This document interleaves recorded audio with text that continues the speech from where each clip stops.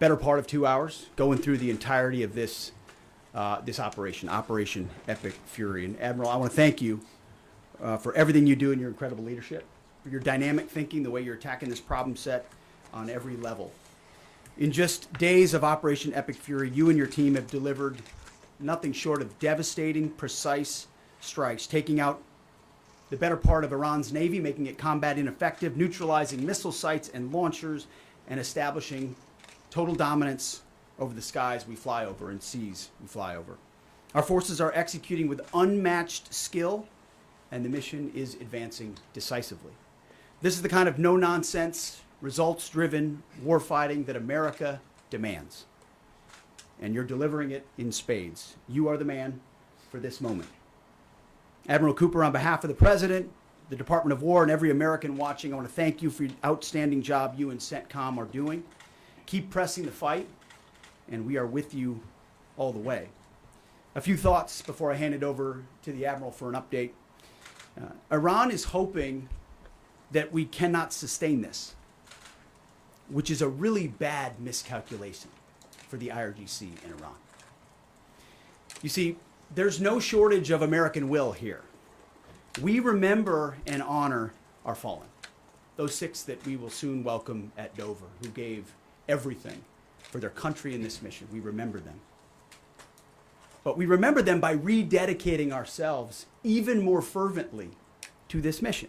Our commitment to our mission objectives only increases as our advantages continue to increase. We've got no shortage of munitions. Our stockpiles of defensive and offensive weapons allow us to sustain this campaign as long as we need to. Again, our munition status only increases as our advantage increases. Our capabilities, we have only just begun to fight, and fight decisively. Having a chance to hear from Admiral Cooper. If you think you've seen something, just wait. The amount of combat power that's still flowing, that's still coming, that will be able to project over Iran is a multiples of what it currently is right now when you add up our capabilities and those of the Israeli Defense Forces. And we have no shortage of authorities. The Admiral knows we have clear objectives with maximum authorities on the battlefield. The dumb, politically correct wars of the past were the opposite of what we're doing here. They had vague objectives with restrictive, minimalist rules of engagement. No more. Our authorities, his authorities, CENTCOM's authorities through the President and myself are maxed out. Our capabilities are overwhelming and gathering still, as are those of our Israeli partners. Our munitions are full up, and our will is ironclad, which means our timeline is ours and ours alone to control. As long as it takes to ensure the United States of America achieves these objectives. And as we flow more forces, and as we flow more capabilities, and as our munitions, as we're flying over the top, have even more devastating effects, we set the tempo, we set the timeline, led by the commander on the ground. Our ear is to the ground to listen to Admiral Cooper, what he needs, and what he needs he will get. We are built for this fight, and we are in it to win it. And we have the right commander in the lead. So I'll now hand it over to Admiral Brad Cooper to give you an update right here from CENTCOM. Admiral. Mr. Secretary, first, thank you very much and good afternoon, and welcome to U.S. Central Command Headquarters, America's Warfighting Headquarters. It's great to be here alongside the Secretary and representing the more than 50,000 men and women in uniform currently executing Operation Epic Fury. So, Mr. Secretary, first, thank you very much for your leadership and support and the very clear vision and objectives that you've given us to allow us to use overwhelming force against the Iranian terrorist regime. And thanks to all of you for attending today, and welcome to Tampa. We are now starting our 6th day of a historic mission to eliminate Iran's ability to threaten Americans. We are, if I could channel my inner Navy officer, we are at full speed ahead in executing orders given by leadership in Washington. The President and Secretary Hegseth have been crystal clear in their expectations, and we are at a high level of execution. As described by the Secretary and earlier this week by me, U.S. combat power is building as Iranian combat power declines. Our air dominance allows us to hit Iran's center of gravity with overwhelming power and reach. a couple of examples. In just the last 72 hours, America's bomber force has struck nearly 200 targets deep inside of Iran, including around Tehran. And in just the last hour, U.S. B-2 bombers dropped dozens of 2,000-pound penetrator bombs, targeting deeply buried ballistic missile launchers. Notably, we've also struck Iran's equivalent of Space Command, which degrades their ability to threaten Americans. Then, if I just look back over the last 24 hours of the operation compared to where we were at its start, ballistic missile attacks have decreased by 90% since day one. Drone attacks have decreased by 83% since day one. Having said this, we remain vigilant. Our strikes against the Iranian Navy have intensified. You may have heard the president say just a little while ago that we have sunk or destroyed 24 ships. That was true at the moment. We're now up over 30 ships. And in just the last few hours, we hit an Iranian drone carrier ship, roughly the size of a World War II aircraft carrier, and as we speak, it's on fire. The president gave us another task, to raise or level Iran's ballistic missile industrial base. So we're not just hitting what they have, we're destroying their ability to rebuild. And so as we transition to the next phase of this operation, we will systemically dismantle Iran's missile production capability for the future, and that's absolutely in progress. This is going to take some time, but our forces are well supplied, as the Secretary said, and we are absolutely ready to prosecute this mission decisively. Our combined joint forces have relentlessly destroyed Iran's air defenses over the past few days, and they've continued hunting for more systems to kill. Our air defenders are operating at the very top of their game. I couldn't be prouder, shoulder to shoulder with our partners in the region in many cases, providing the most integrated air defense network in Middle East history. We are fighting to win. Through combined U.S. and Israeli combat power, we will continue decimating Iran's ability to project power outside its borders. And if I can just conclude by saying a strong salute to the brave men and women who are out on the pointy edge of this, really doing exceptional work. I just couldn't be prouder, and I know the American people share in that same pride. So thank you very much. Absolutely. And with that, we'll take a few questions. Yeah, right here. Sir, appreciate it. Admiral, I wanted to ask, or Mr. Secretary, the Ukrainian president said today that the U.S. has asked for specific capabilities to deal with Shad drones, Iranian drones. Can you guys talk about what you asked for, and has there been any surprises from Iranian capabilities that you guys have seen in the past 6 days? Go ahead. We're very familiar with Iranian's capabilities, and as you might imagine, we planned for it right from the outset, and I feel good about what the plan was. Like any good organization, we adjust as necessary to meet the environment, and we've made those appropriate adjustments. Absolutely. Right here. Thanks, Secretary Hegseth. I had two for both of you. One, was an American pilot shot down today in Iraq? And two, I've heard reports that there's enriched uranium stored in Isfahan. I've also heard reports that there's not a lot of bombing there. Is that on purpose? Do we believe there's enriched uranium there? And would we ever send special forces to secure it? As CENTCOM pointed out, that those reports of an F-15 being shot down are false. As you can imagine, Iran is doing everything it can to peddle in lies, deception, and inflation of numbers and reality, mostly to propagandize to their own people, right? They've shut down the internet. They're hoping they can convince their own population that they're having success. One thing one of their leaders said recently is that 500 Americans have been killed, they claim. These are lies. The lies will continue. CENTCOM will continue to debunk those lies. So, and as often is the case in conflict, first reports are often wrong. As it pertains to nuclear material and things like that, one of the objectives the president has always said is that Iran will not have a nuclear bomb, nuclear capabilities, but we would never disclose what we will or will not do inside operational plans. So Admiral Cooper's got a plan. We're working that plan, and targets will be struck or not struck according to what we want to achieve. Yeah, right there. Secretary Hegseth, the president said earlier today in an interview that he would like to have a say in who's the next leader of Iran. Is this an expansion of your military objectives? Do you view it that way? And additionally, you spoke earlier today about how previous leaders have drawn resources from our hemisphere to the Middle East. Mm-hmm. How do you avoid that? Well, there's no expansion. Ultimately, I think the president's having a heck of a say in who runs Iran, given the ongoing operation we have. So there's no expansion in our objectives. We know exactly what we're trying to achieve. I think today's a great example of what this War Department is capable of doing. I was just in another part of Florida today where we announced, America's counter cartel conference. 18 countries coming together from Central, South America, and the Caribbean coming together to fight cartels. That is something that is ongoing. We're focused there. We're focused in the Indo-Pacific. We can mass combat power in CENTCOM. UCOM is able to support that as well. So we know we're laser focused on our hemisphere and our homeland. I mean, that's why we locked down the border. That's why we're working with partners to take on cartels. That's why we're sinking drug boats. That's why we're on the offense there. But the beautiful things about combatant commands is that, Brad Cooper's laser focused on Central Command, just like Frank Donovan is laser focused on Southern Command. We can do both. That's what a global power can do. Ultimately, this issue of Iran's nuclear pursuit and their unwillingness through negotiations to stop it was something President Trump has said for a long time needs to be dealt with. And after 47 years, he's doing something that no other president was willing to do. And we're doing it overwhelmingly, and we're doing it decisively, while also in other parts of the globe having the desired effects. I mean, take, for example, what we displayed yesterday, the Iranian ship in the Indian Ocean, sunk by Indo-PACOM, another combatant command, who coordinated with us in order to make that happen. So America's reach is global. Our focus here, though, these missions are narrow, they're scoped, and Admiral Cooper is well on his way to ensuring that we reach those objectives.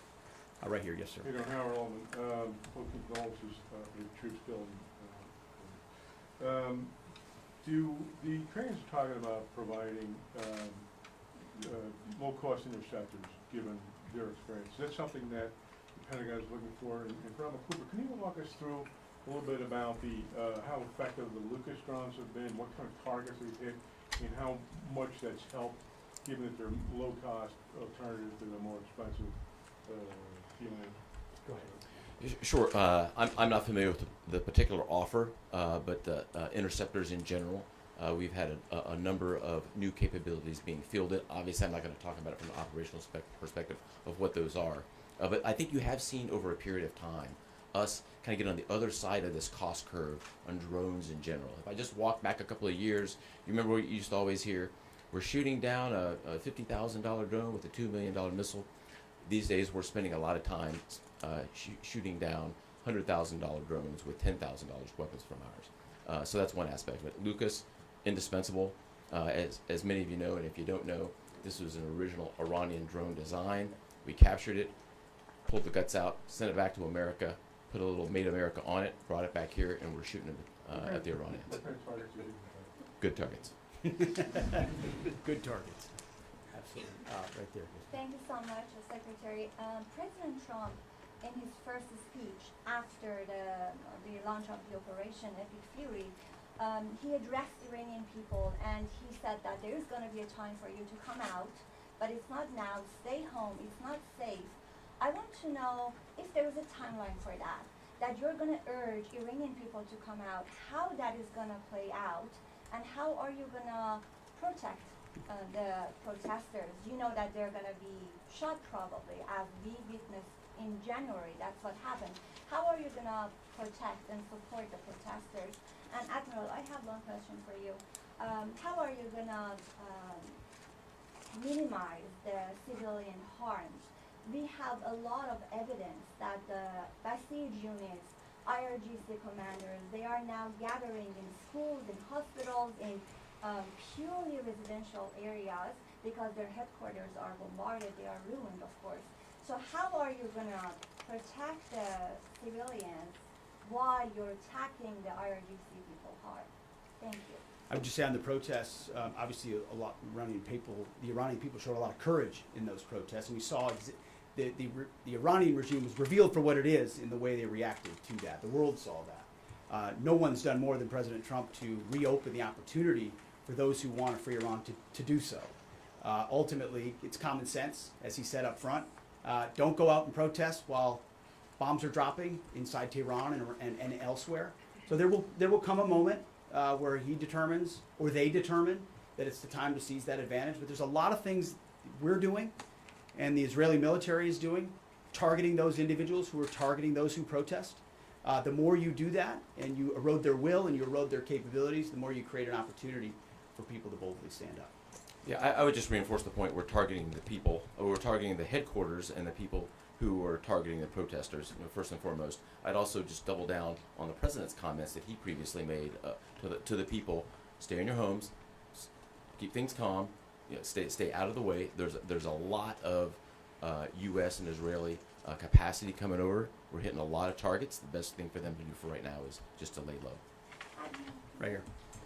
Secretary, one common outcome of American military action in the past has been taking in thousands of refugees into the American homeland, and I'm wondering if there's any safeguards put in place to make sure that the American people aren't having to have another wave of refugees from the Middle East or anywhere else come and stay here.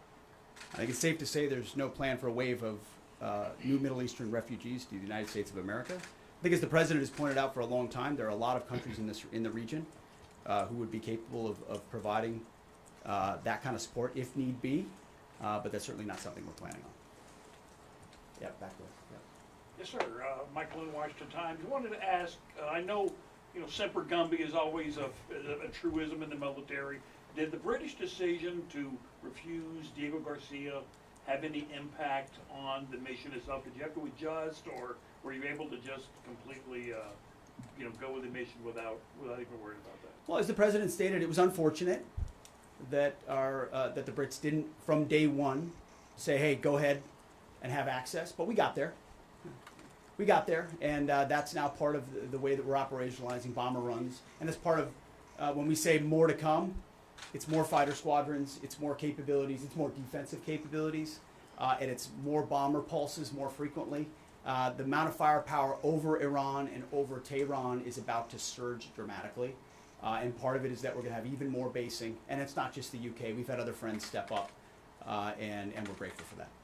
Maybe one more right here. Yeah, the Azeri president earlier today basically authorized his Minister of Defense to begin preparing troops for some type of retaliatory action after the airport strike. Has the Department of War and CENTCOM been working on deconflicting with the Azeri if they were to move in or attempt something in retaliation?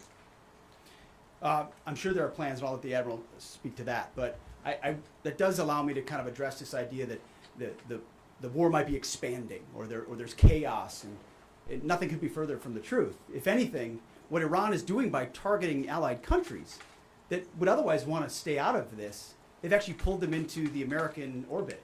So now you've got UAE and Qatar and Bahrain and Saudi and Kuwait and others saying, "Hey, we're with you. We'll shoot with you. We'll fly with you. We'll defend with you. We'll allow you more basing and other a lot of which we can't talk about and won't talk about. But it's actually firming up the unity of the resistance in order to focus exactly where we need to. So this idea that it's expanding or going, no, it's actually simplifying in a number of ways exactly what we need to achieve and how we'll achieve it. I don't know if you anything I to won't. add to that. I won't get ahead of policy in terms of what we might do. What I will point out is this is now the 12th country that Iran has attacked. 12 countries, and it goes right back to the Secretary's point. Those 12 countries are none too happy, and I look forward to working with all the partners who are willing to join us in this. Mr. And I would just Secretary- close by saying, Mr. Secretary, one more question.